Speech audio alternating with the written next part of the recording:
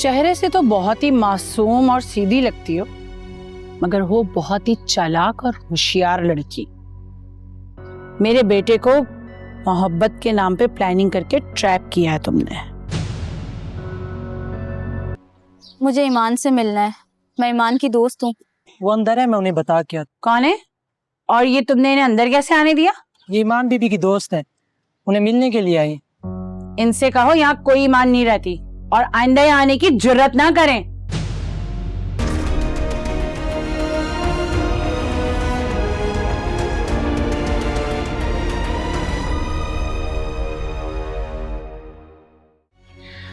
Factory मालिकान कह रहे थे कि उनकी फैक्ट्री लॉस में जा रही है, इसलिए फैक्ट्री बंद करनी पड़ेगी। लेकिन आपको इतनी जल्दी तो दूसरी नौकरी नहीं मिलेगी ना, तब तक मैं घर कैसे चलाऊंगी? घर से भाग के आने वाली लड़कियां भी ना कुछ लेकर आती हैं मैके से। इसे देखकर तो यूं लगता है जैसे किसी बहुत ही लोअर क्लास फैमिली से ताल्लुक है इसका। बस करो, अब तुम कोई भी फजूल बात नहीं करोगी।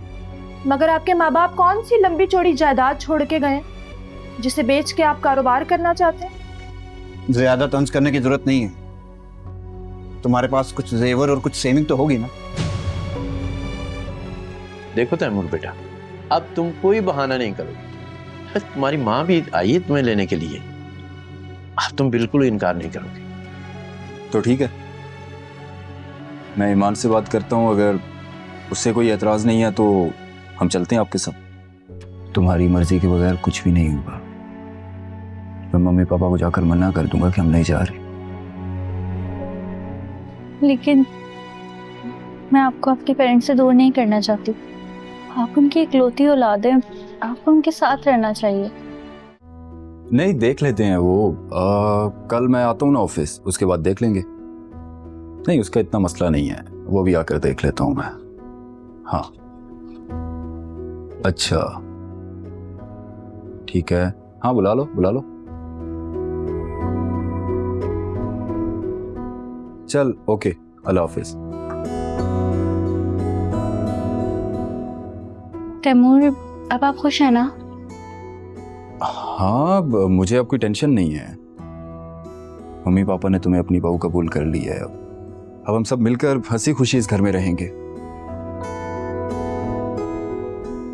अब बहुत जल्द मैं पापा का बिजनेस भी संभाल लूंगा और उन्हें मेरी सपोर्ट की जरूरत है। वो वाकई बहुत अकेले हो गए थे यार।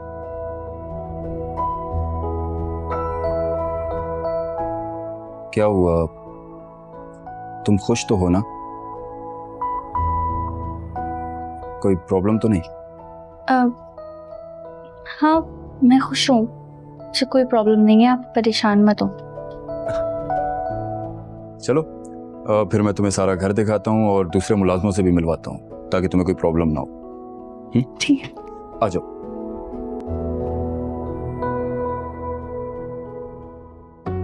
शक्ल से तो तुम पढ़ी लिखी लगती हो, मगर मैनर्स नाम के नहीं है तुम में। तुम्हें तुम्हारे घर वालों ने खाना खाने तक की तमीज नहीं सिखाई। मैं देख रही थी जिस जहालत से तुम खाना खा रही थी।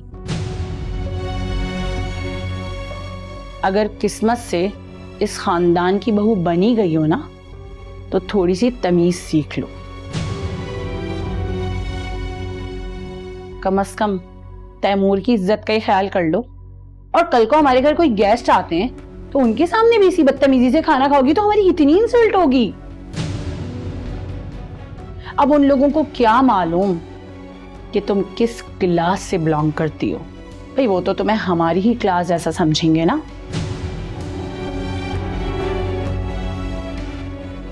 कम से कम हमारा नहीं तो तैमूर की इज्जत का ख्याल कर लो, उसके स्टेटस का ख्याल कर लो।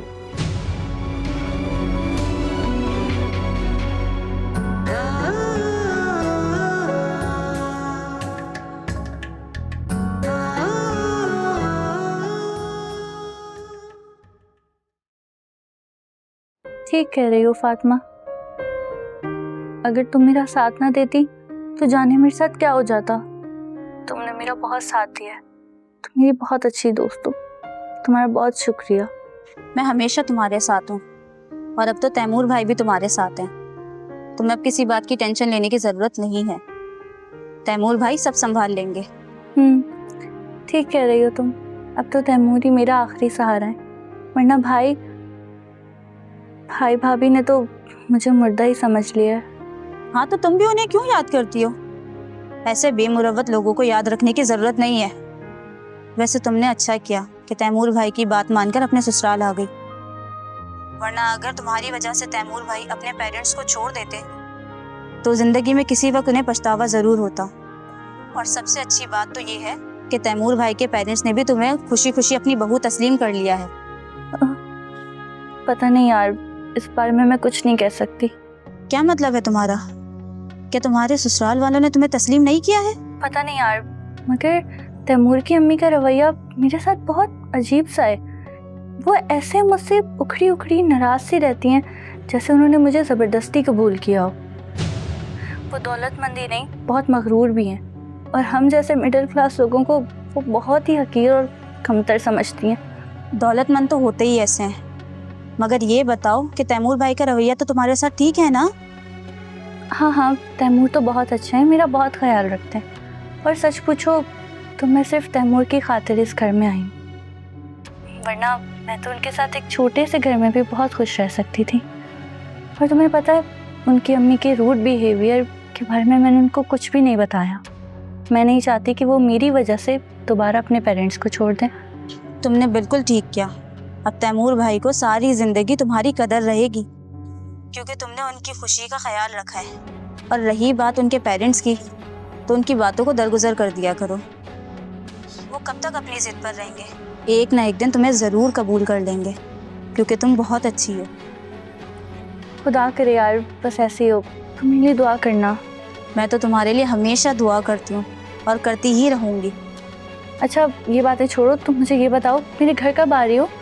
हाँ, मैं ज़रूर आऊँगी। ठीक है, ओके, अल्लाह हाफिज़।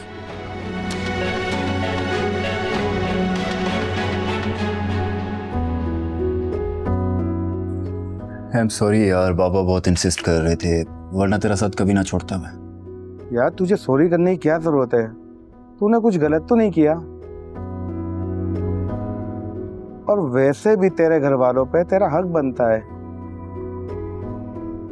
आखिर तू उनकी इकलौती औलाद है। तू अंकल का साथ नहीं देगा तो और कौन देगा? तूने बिल्कुल ठीक फैसला किया। थैंक्स यार, तूने बहुत साथ दिया मेरा, लेकिन यहाँ अंकल के साथ काम करके बहुत कुछ सीखा मैंने। अब बाबा को मेरी ज़रूरत है, वो अकेले सब कुछ संभाल नहीं सकते। मैं भी तो यही कह रहा हूँ, अंकल को तेरी सपोर्ट की जरूरत है। इंसान की जिंदगी में हर रिश्ते का एक मुकाम होता है। तूने अंकल की बात मान के बहुत अच्छा किया। हमारे माँ बाप हमारी जिंदगी में बहुत अहमियत रखते हैं। हम पर हक सबसे ज्यादा उन्हीं का बनता है। हाँ, तो अपने हर रिश्ते को बैलेंस रखने की कोशिश कर। अगर तेरे घर वालों ने तेरी खुशी की खातिर भाभी को एक्सेप्ट कर लिया तो ये उनका बड़ापन है। अब ये तुझ पे डिपेंड करता है कि तू दोनों रिश्तों को किस तरह बैलेंस करता है। तो ठीक कह रहा है सब। थैंक यू यार, तूने हमेशा मेरा साथ दिया है। और हाँ, तू कल से अंकल का ऑफिस ज्वाइन कर सकता है, मुझे कोई एतराज नहीं। थैंक्स यार, अब कितनी बार थैंक्स बोलूं तुझे। चल, अल्लाह हाफिज, फिर होती है बात। अपना ख्याल रखना। अल्लाह हाफिज।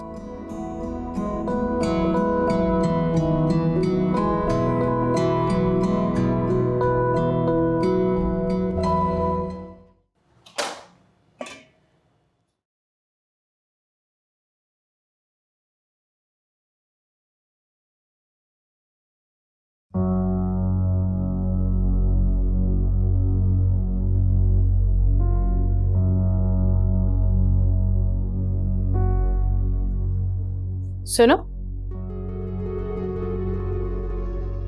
अगर तुम्हें ये मिडिल क्लास औरतों की तरह किचन में चूल्हा हांडी ही करना था तो इतने बड़े घराने में शादी करने की जरूरत क्या थी? किसी ऐरे गैरे से शादी कर लेती, कम से कम मेरे बेटे की जिंदगी तो बर्बाद ना करती। अरे तुम्हें क्या पता मेरे बेटे को कितनी हाई सोसाइटीज के लोग अपना दामाद बनाना चाहते थे। अगर मेरे बेटे की चॉइस एक थर्ड क्लास फैमिली की थर्ड क्लास लड़की। अगर गलती से इस घर की बहू बनी गई हो ना, तो कम से कम कुछ मैनर्स और एटिकेट सीखो। कम से कम अपने आप को इस काबिल तो बना लो कि सोशल सर्कल में बिठाने के काबिल नजर आओ। अब खड़ी खड़ी मेरी शक्ल क्या देख रही हो? जाओ यहां से।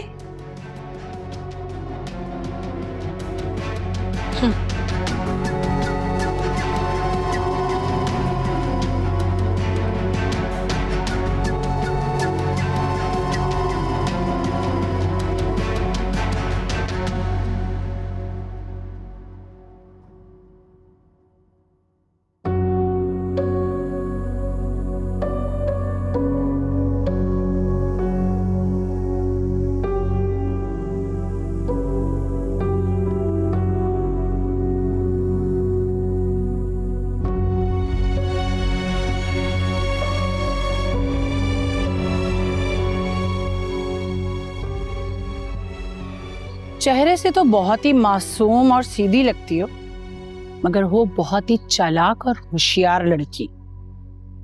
मेरे बेटे को मोहब्बत के नाम पे प्लानिंग करके ट्रैप किया है तुमने। तुम्हारे क्लास की मामूली सी लड़कियां ये बड़े घरानों में शादी करने के ख्वाब देखती हैं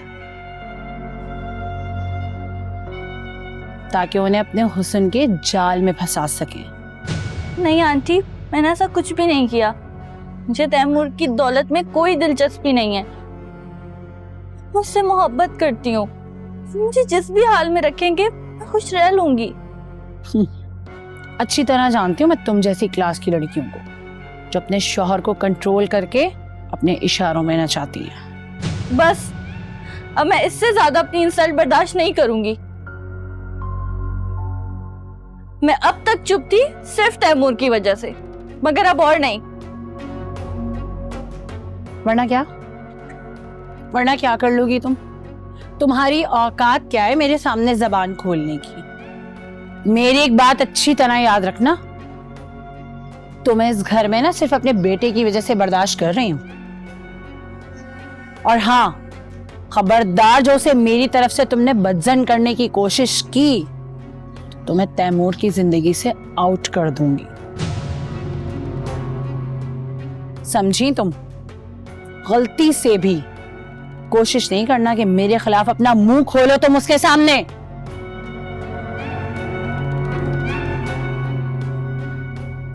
अस्सलाम वालेकुम।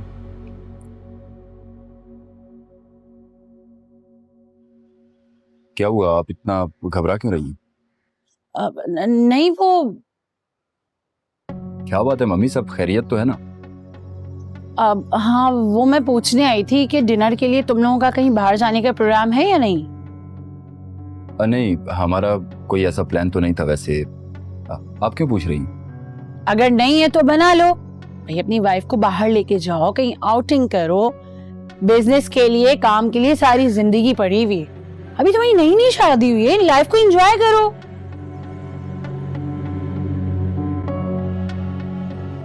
अरे ऐसे क्या एक दूसरे को देख रहे हो? तैमूर, तुमसे बाहर लेके जाओ, अच्छा सा डिनर करवाओ और खूब सारी शॉपिंग भी। आई एम सॉरी मम्मी, हमारा प्लान था शॉपिंग पे जाने का, फिर वो बस दिमाग से निकल गया। देखो बेटा, अब ईमान भी हमारी फैमिली मेंबर है। इसे इस काबिल तो बनाओ कि सोशल सर्कल में से इंट्रोड्यूस करवा सकें।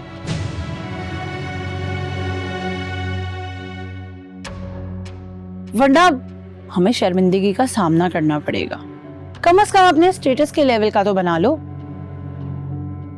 तुम समझ रहे हो ना मैं क्या कह रही हूँ? अच्छा, मुझे और तुम्हारे बाबा को एक डिनर पार्टी में जाना है, तो मैं जाके तैयार होती हूँ। हाँ, क्या हुआ, कुछ हुआ है क्या? कुछ नहीं। हाँ,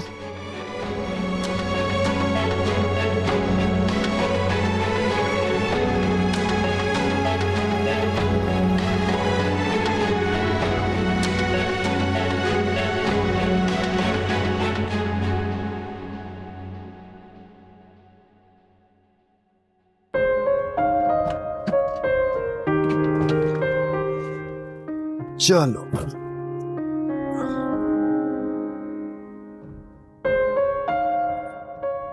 क्या बात है, मैं शाम से नोटिस कर रहा हूँ, बड़ी खामोश खामोश सी हो तुम।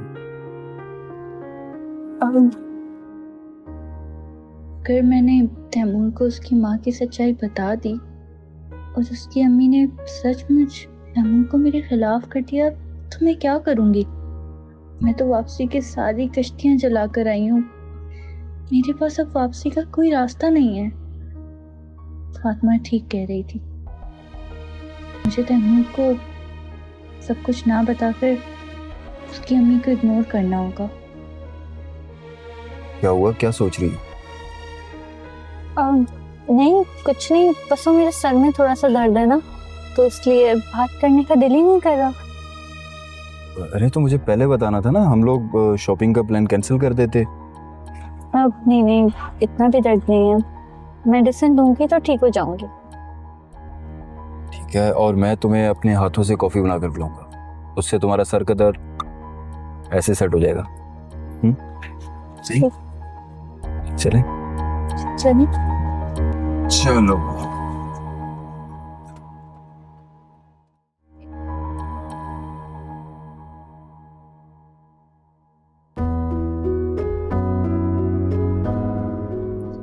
लो, जल्दी से पीकर बताओ कैसी बनी है कॉफी?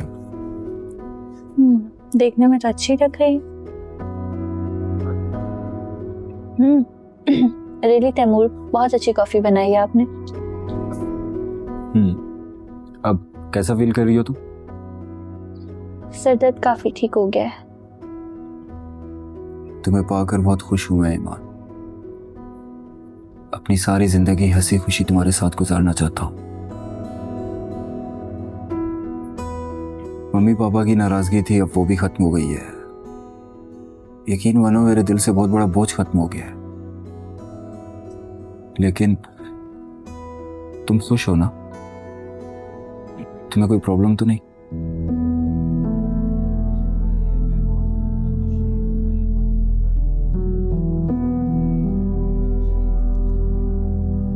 हेलो,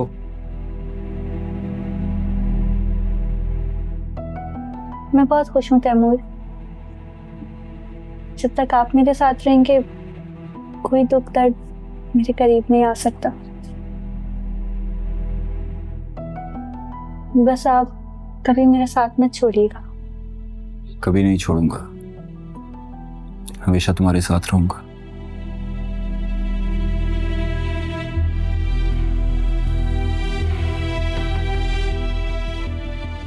कॉफी ठंडी हो रही है, पियो तो सही। हाँ, आप भी कौन? हाँ,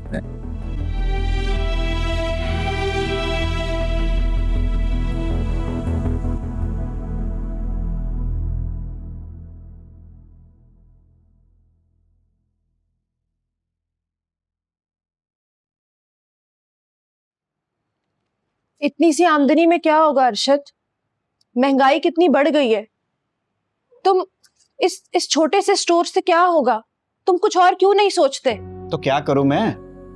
अरे भाई, मेरे पास आमदनी बढ़ाने का कोई जरिया नहीं है। अरशद, कल को हमारे बच्चे होंगे, उनकी तालीम के अखराजात कहाँ से पूरे होंगे?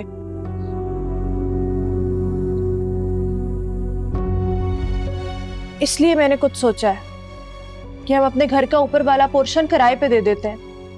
हाँ, कह तो तुम सही रही, मगर इसके लिए भी मुझे कुछ पैसों की जरूरत पड़ेगी यार। घर का पूरा पोर्शन का काम करवाना, मरम्मत, पेंट वगैरह।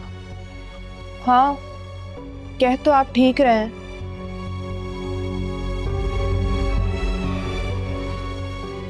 अरशद, आप किस सोच में गुम हो गए? रकम की फिक्र मत करें, उसका बंदोबस्त हो जाएगा। मैंने कुछ रकम संभाल के रखी है, मैं वो आपको दे दूंगी। आप उससे ऊपर वाले पोर्शन की मुरम्मत करा ले। ठीक है, मैं कल जाऊंगा स्टोर पर, तो वहां किसी से बात करूंगा। बाकी है कि भाई, मुझे तो आ रही है नींद, मैं जा रहा हूँ सोने। ठीक है, तुम भी आ जाना जल्दी।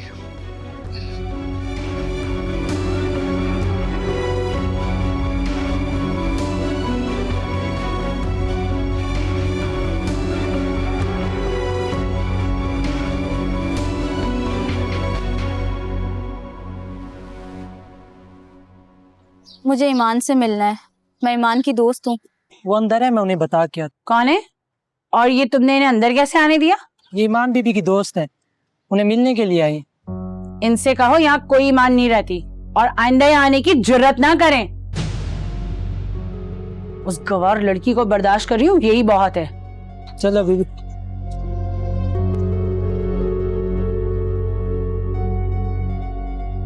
ये तुम क्या कह रही हो फातिमा?